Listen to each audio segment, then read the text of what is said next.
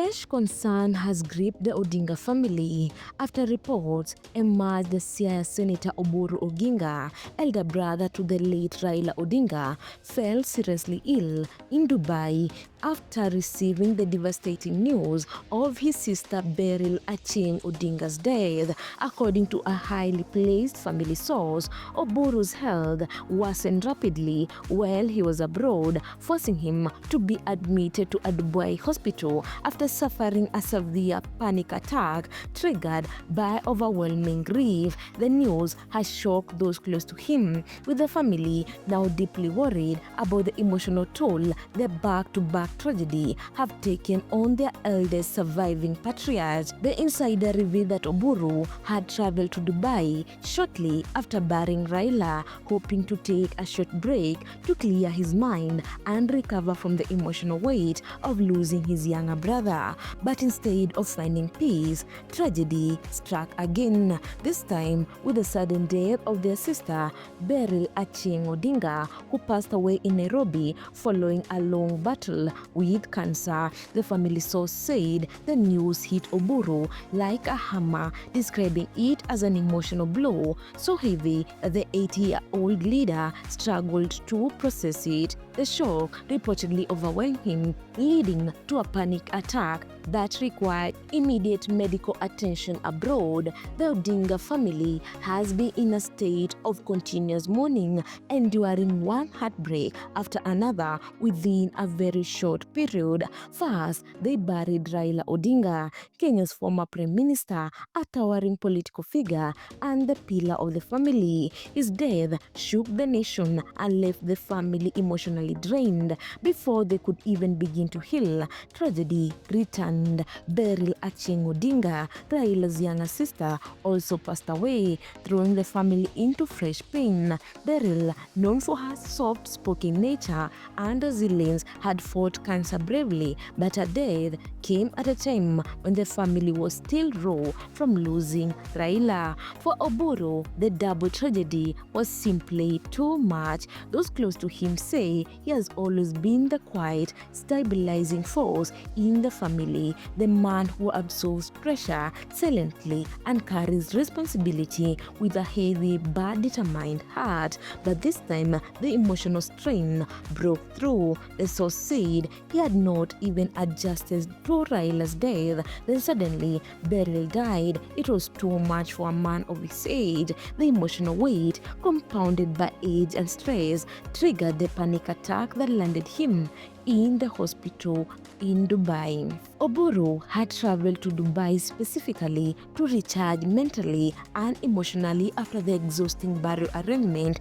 of Raila Odinga. The weeks after Raila's passing were described as heavy, overwhelming, and deeply destabilizing for the entire family. Oburu, the eldest brother, had taken on much of the responsibility, handling meetings, family coordination, public expectation, and the enormous pressure of representing the Odinga family at every turn. By the time Raila was laid to rest, Oburu was already visibly worn out. His decision to take a private trip to Dubai was meant to give him a brief escape, a moment to breathe away from cameras, politics, condolence visits, and never-ending emotional responsibility that come with losing such an iconic figure.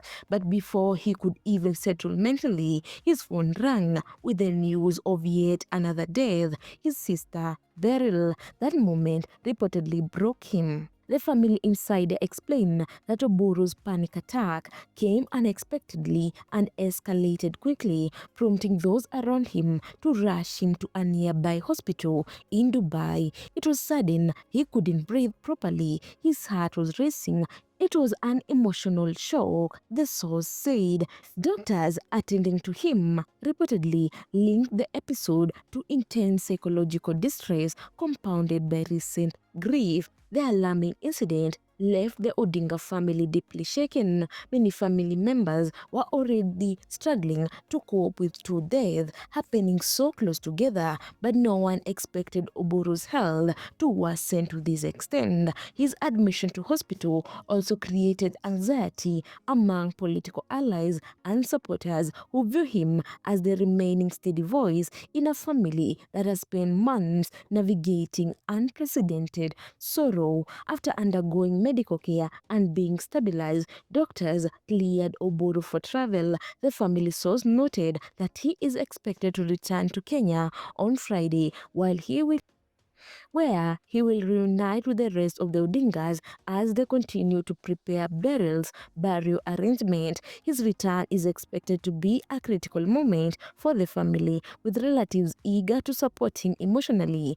physically, after such a distressing episode. Those close to him have emphasized the need of rest and reduced stress, noting that the past few weeks have subjected Oburu to emotional strain that would challenge even the strongest person. For years, Oburu Oginga has been seen as the stabilizing figure of the Odinga family, a man who quietly manages internal affairs, while Raila stood as the public face. With Raila gone, even more emotional and symbolic weight fell on Oburu's shoulders. Sources close to the family say he has struggled privately with the reality of suddenly becoming the senior-most figure in a family that has lived through political storms, generational transition, and now overwhelming loss. Losing Raila was not just losing a brother, it was losing a lifelong partner in political struggle, a confidant and a companion of nearly 8 decades. Losing Beryl right after that increased the emotional burden to unimaginable levels. For a man of his age, the stress has manifested physically, and many believe his recent medical scare reflects months of suppressed grief finally erupting. The Odinga family has requested privacy during this period as they navigate their grief. Those present at the family home describe a sober environment filled with quiet conversation, tearful reunions, and emotional exhaustion. Supporters, political leaders, and friends have been sending messages of condolences to the family, acknowledging the magnitude of their loss. The death of Raila and Beryl have not only shaken the family but also impacted millions of Kenyans who felt connected to the Odinga legacy. Questions now rise regarding Oburu's ability to continue with the same intensity in public life, both politically and socially, after such a traumatic period. Observers believe he may need extended rest, he might reduce his political engagement, his emotional recovery will require time and strong support. His health must now take priority. For the first time in decade, Oburu finds himself facing a deeply personal battle, one that no political experience can prepare anyone for. The Odingas are experiencing one of the most emotionally challenging chapters in their history. Losing Raila was a national tragedy. Losing Beryl barely weeks later has added to an already unbearable load. For Oburu, the emotional storm has now turned into a health crisis that serves as a painful reminder that grief, when layered, can break even the strongest pillars. His expected return to Kenya will no doubt draw sympathy, support, and attention as many recognize the delicate stage he is in. What remains clear is that the family will rely heavily on unity, privacy, and emotional support as they prepare to lay yet another beloved family member to rest. Guys, if you like this video, make sure to subscribe, like, and comment down below. Also, don't forget to hit the notification bell so that you get every new video once I upload it.